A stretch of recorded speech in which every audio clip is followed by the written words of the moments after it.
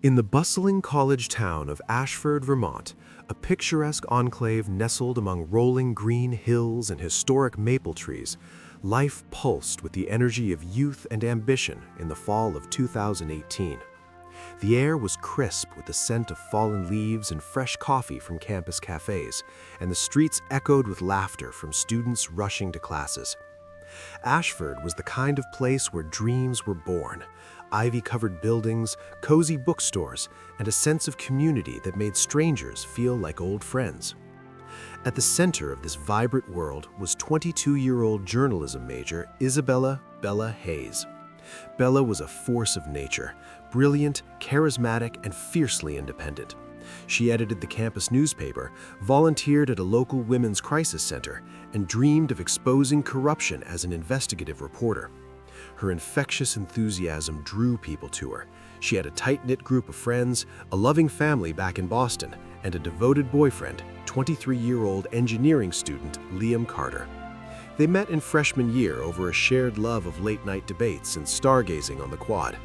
"She's my light," Liam would say, his eyes sparkling. Bella's days were filled with classes, interviews for her latest story on campus drug rings, and weekend hikes in the surrounding woods. She was the girl who organized study groups, baked cookies for her dorm mates, and always had time for a friend's crisis. But beneath her perfect exterior, Bella harbored secrets.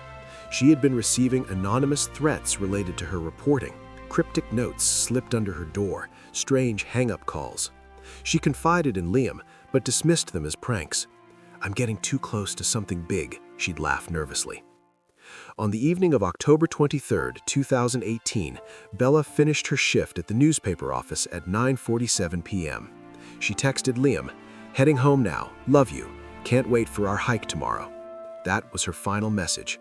Liam replied immediately, "Be safe, babe, text when you're in." She never did. When Bella didn't show up for breakfast the next morning, Liam panicked. He called her phone, straight to voicemail. Her dorm room was empty, bed made, laptop open to an unfinished article. The campus buzzed with concern as search parties formed. By noon, Ashford PD was involved. Detective Alex Rivera, a 48-year-old veteran with 25 years on the force and a personal drive fueled by his own sister's unsolved disappearance years ago, arrived at the dorm. He read Bella's last text on Liam's phone and felt a chill. "This isn't a runaway," he said quietly.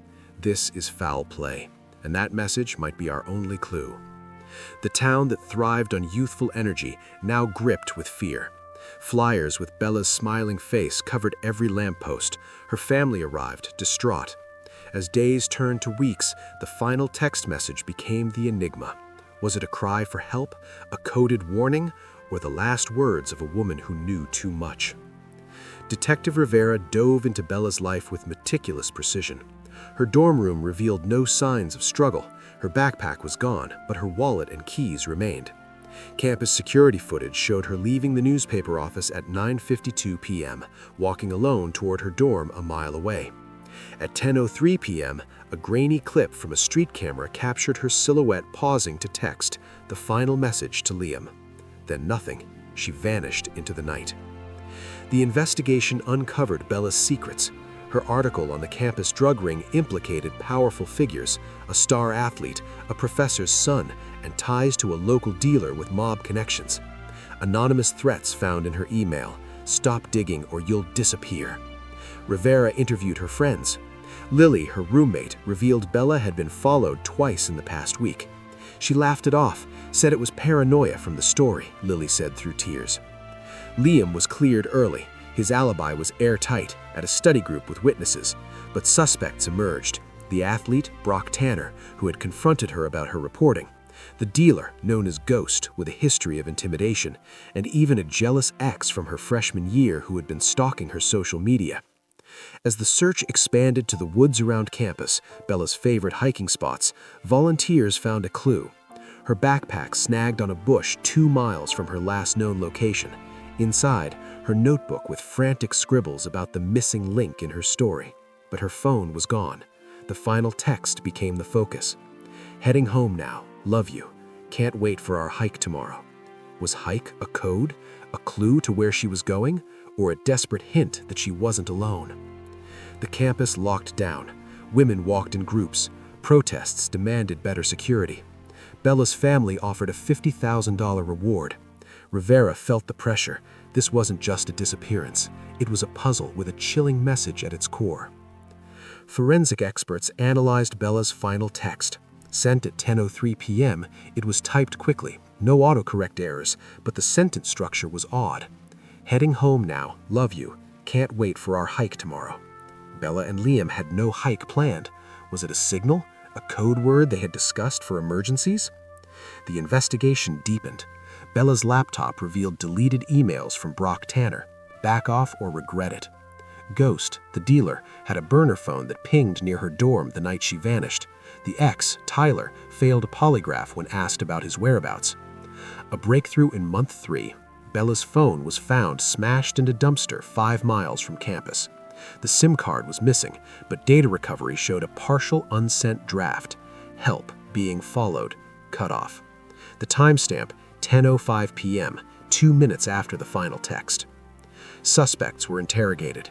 Brock cracked under pressure, admitting he threatened her, but swore he didn't hurt her. Ghost had an alibi from his crew.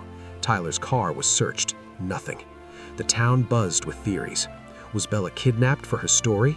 Did she stage her own disappearance? Or was the final text a red herring? Rivera's team recreated her walk. They found a witness, a jogger who saw a woman matching Bella's description arguing with a hooded man near the woods at 10:10 p.m. She looked scared, the jogger said. The description matched no known suspects. The enigma grew. The final text held clues, but to what? As winter blanketed Ashford in snow, the search intensified. Divers dragged nearby lakes. Dogs sniffed the woods. A $100,000 reward brought hundreds of tips, most dead ends. But one led to a hidden camera in Bella's dorm, installed without her knowledge. Who put it there? Brock Tanner was arrested for harassment, but released on bail. Ghost went underground, his operation dismantled by Rivera's team. Tyler's alibi crumbled, his roommate admitted lying for him, but no direct evidence linked any to the disappearance. Then, a chilling discovery.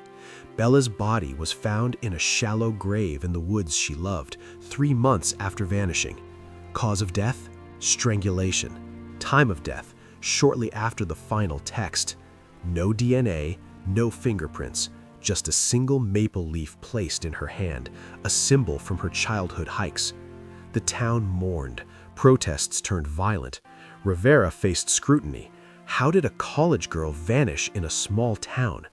The final text became legend, analyzed by experts, dissected on podcasts. Hike tomorrow. Was it a clue to the woods or a message to Liam about hidden evidence? Suspects lawyered up. The case went cold, but Rivera refused to stop. The text is the key, she said. It's a clue to who took her and why. 5 years after Bella's disappearance, her brother, 25-year-old tech whiz Noah Hayes, launched an app called Last Words, using AI to analyze final messages in unsolved cases. Bella's text saved lives, he said. It warned us something was wrong. Liam Carter, now 28, became a victim's advocate, marrying but naming his daughter Isabella. Bella's family established a journalism scholarship, funding stories on campus safety. Ashford installed hundreds of cameras, renamed a trail Bella's Path. New leads in 2024, a confession from Ghost's associate about seeing Brock near the woods that night, but evidence was circumstantial. Rivera, promoted to chief, reopened the case with fresh forensics. A partial print on the maple leaf matched no one yet. The final text message endures as the chilling clue, a young woman's last words, hiding the truth of her fate. Noah still decodes it, hoping for the breakthrough. The enigma of what happened to Bella Hayes remains, a powerful reminder that sometimes the most ordinary message holds the key to the extraordinary darkness. Bella Hayes' disappearance is one of Vermont's most infamous unsolved cases. Podcasts, books, and TV specials dissect her final text.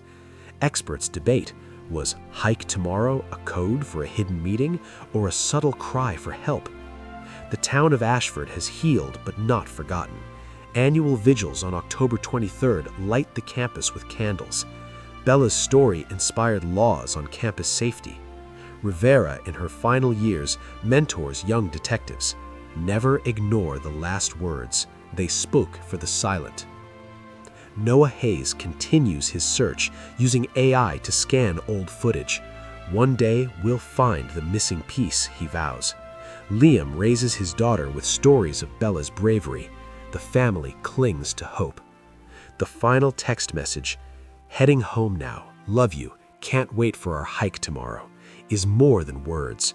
It's a chilling clue to a disappearance that defies explanation. In the hills of Vermont, the enigma echoes. What really happened to Isabella Hayes? The answer may still be out there, waiting in the shadows of an unsolved mystery.